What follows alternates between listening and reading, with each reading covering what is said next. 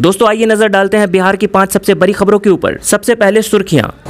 तो पहली खबर में देखिए, पटना आने से पहले बागेश्वर धाम प्रमुख की बड़ी मुश्किलें। बिहार के मुजफ्फरपुर कोर्ट में मुकदमा दर्ज।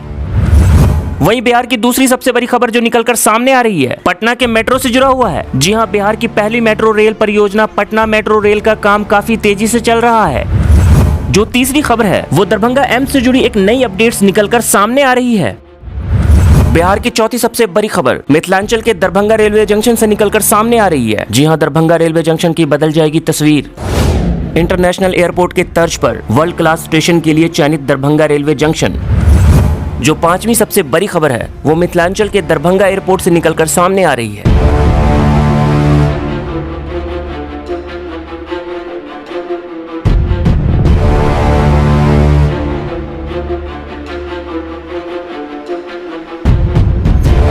तो हेलो दोस्तों, मैं हूं आपके साथ आकिब ज़िया और आप देखना शुरू कर चुके हैं मिथिलांचल का सबसे सर्वश्रेष्ठ न्यूज चैनल दरभंगा लाइव।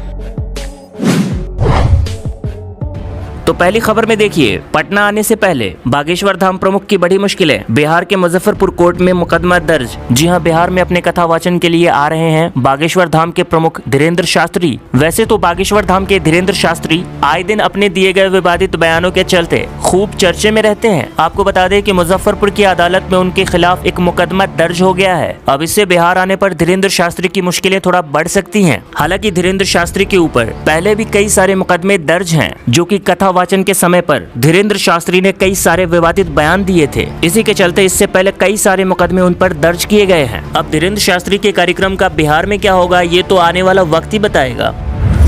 वहीं बिहार की दूसरी सबसे बड़ी खबर जो निकलकर सामने आ रही है, पटना के मेट्रो से जुड़ा हुआ है। जी हां, बिहार की पहली मेट्रो रेल परियोजना पटना मेट्रो रेल का काम काफी तेजी से चल रहा है। बताया जा रहा है कि पटना जंक्शन के पास बनाया जा रहा है मेट्रो स्टेशन, जो कि पटना के लिए अपने आप में एक अद्भुत होगा। यहाँ जमीन के नीचे 3 फ्लोर यानी 3 माले का स्टेशन बनेगा। इसके साथ ही यहाँ जुड़वा सुरंग भी बनाई जाएगी, जो डाक बंगला से लेकर पटना जंक्शन तक होगी। इस लाइन पर इतनी दूर तक 2 ट्रेन एक दूसरे के ऊपर नीचे से गुजरेंगी। दोनों ट्रेनों के बीच का फासला करीब 6 मीटर का होगा। और देखिए, जमीन से 24 मीटर नीचे चलेगी मेट्रो। गांधी मैदान से आकाशवाणी होते हुए आने वाली मेट्रो जमीन से 12 मीटर नीचे होगी, तो वहीं पटना जंक्शन के दूसरे फ्लोर के प्लेटफॉर्म पे पहुंचेगी। जबकि बैली रोड नेहरू पथ की तरफ से आने वाली मेट्रो अधिकारियों के अनुसार जमीन से 23-24 मीटर नीचे से जंक्शन पर पहुंचेगी।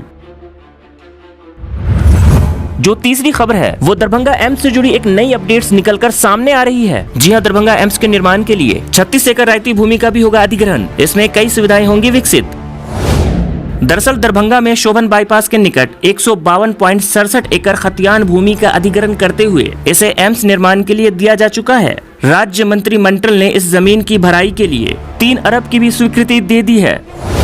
अब देखिए, दरभंगा एम्स के निर्माण के लिए शोभन बाईपास के पास 150 एकड़ जमीन अधिग्रहित करने के बाद परिसर के निकट अन्य सुविधाएं विकसित करने के लिए और भी 36.27 एकड़ जमीन अधिग्रहित होगी। यह रायती जमीन है। सरकार ने इसके अधिग्रहण के लिए 14.26 करोड़ की राशि स्वीकृत कर दी है। समाधान यात्रा के दौरान मुख्यमंत्री ने स्थानीय लोगों को आश्वासन दिया था कि दरभंगा एम्स के निर्माण के राह में आने वाले जमीन संकट को जल्द ही दूर किया जाएगा।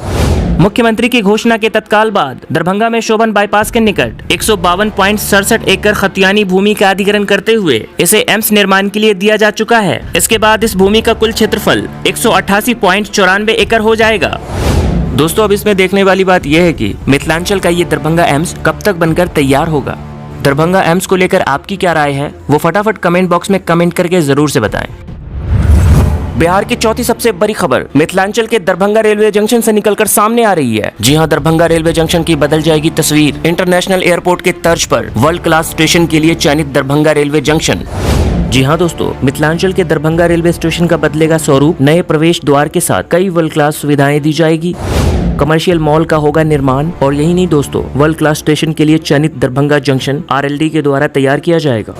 वर्तमान बिल्डिंग को रीइनोवेट किया जाएगा। साथ ही स्टेशन परिसर के दक्षिण पश्चिम कॉर्नर पर एक कमर्शियल मॉल का निर्माण किया जाएगा, जिसे रेलवे के द्वारा निजी किसी भी व्यक्ति को लीज पर दिया जाएगा। साथ ही स्टेशन परिसर में मल्टी स्टोरी पार्किंग का निर्माण किया जाएगा, जहां कम जगह में अधिक से अधिक गाड़ी लगाई जा सकेंगी। साथ ही स्टेशन परिसर का सौंदर्यीकरण किया जाएगा। इसके अलावा कटलवारी साइड से शॉपिंग मॉल व रेजिडेंशियल बिल्डिंग का निर्माण किया जाएगा। दोस्तों, आपको बता दें कि दरभंगा रेलवे जंक्शन के पूर्वी भाग में प्लेटफॉर्म नंबर 6 का निर्माण किया जा रहा है। यहाँ पर प्रवेश व निकासी निकासी द्वार बनाया जाएगा, जिसमें इसकी लंबाई 550 मीटर और चौड़ाई 10 मीटर होगी। यात्री की सुविधाओं को देखते हुए एक स्टेशन भवन 125 मीटर लंबा का निर्माण करवाया जाएगा और उसी ओर एक नए गेट के अलावा टिकट काउंटर, वेटिंग हॉल, गाड़ी लगाने के लिए पार्किंग व्यवस्था के अलावा फुट ओवर ब्रिज का भी निर्माण करवाया जाएगा। दरभंगा रेलवे जंक्शन पर फुट ओवर ब्रिज के माध्यम से यात्री जिस किसी भी प्लेटफॉर्म पे जाना चाहेंगे वो आसान पूर्वक जा सकते हैं। दर्शकों, अगर इसमें पूरी लागत की बात करें तो इसके पूरे निर्माण कार्य पर करीब 6.5 करोड़ की लागत आएगी। इसको लेकर रेलवे विकास बोर्ड के द्वारा सारी प्रक्रिया पूरी कर ली गई है। हाल ही में इस कार्य को लेकर दरभंगा के सांसद गोपाल जी ठाकुर ने कहा है कि दरभंगा पूरे मिथिलांचल का दिल है और मिथिला में पर्यटन के साथ यहाँ के अलग अलग विकास के लिए जरूरी है कि रेलवे स्टेशन का स्वरूप बदला जाए। आगे उन्होंने बताया कि रेलवे बहुत जल्द इस काम को पूरा करने वाली है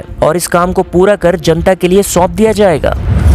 अब वक्त हो चला है इस बुलेटिन की 5वीं और सबसे आखिरी बड़ी खबर की। जी हां, मिथिलांचल के दरभंगा एयरपोर्ट से सफर करने वाले यात्रियों के लिए बड़ी खुशखबरी। देखें पूरी रिपोर्ट।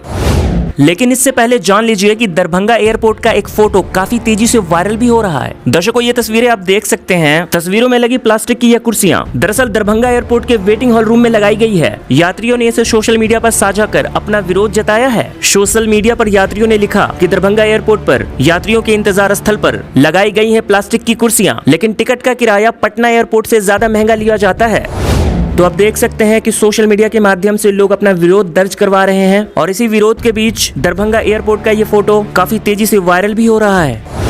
खैर, आगे जानते हैं दरभंगा एयरपोर्ट की नई खुशखबरी की ये खास रिपोर्ट। जी हां, दरभंगा एयरपोर्ट के लिए 2.4 एकड़ जमीन का टर्मिनल निर्माण काम शुरू हो गया है। उड़ान योजना के तहत शुरू किया गया दरभंगा हवाई अड्डा सबसे सफल हवाई अड्डों में से एक है। तमाम सुविधाएं न होने के बावजूद यात्रियों की संख्या लगातार बढ़ रही है। अस्थायी टर्मिनल और रनवे के निर्माण के लिए राज्य सरकार ने 78 एकड़ जमीन उपलब्ध करा दी है, लेकिन अस्थायी टर्मिनल बनाने में कम से कम 3 से 4 साल का समय लगेगा। इस बीच एयरपोर्ट अथॉरिटी ने यह फैसला लिया और यात्रियों को सफर के दौरान टर्मिनल में बैठने की जगह की कमी से प्लास्टिक की कुर्सियां यात्रियों के लिए उपलब्ध कराई गई। हालांकि प्लास्टिक की कुर्सियां जैसी दिक्कतों से निजात दिलाने के लिए निर्माण कार्य शुरू कर दिया गया है।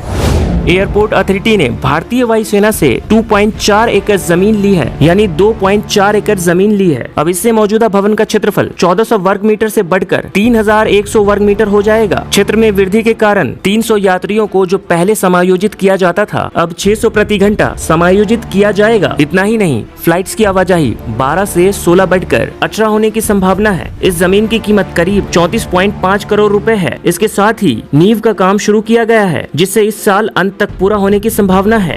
तो दोस्तों, ये थी बिहार की 5 सबसे बड़ी खबरें जिसे आपने देखा। हम बहुत जल्द हाजिर होंगे 5 और नई बड़ी खबरों के साथ। तब तक मुझे दीजिए इजाजत। देखते रहिए दरभंगा लाइव।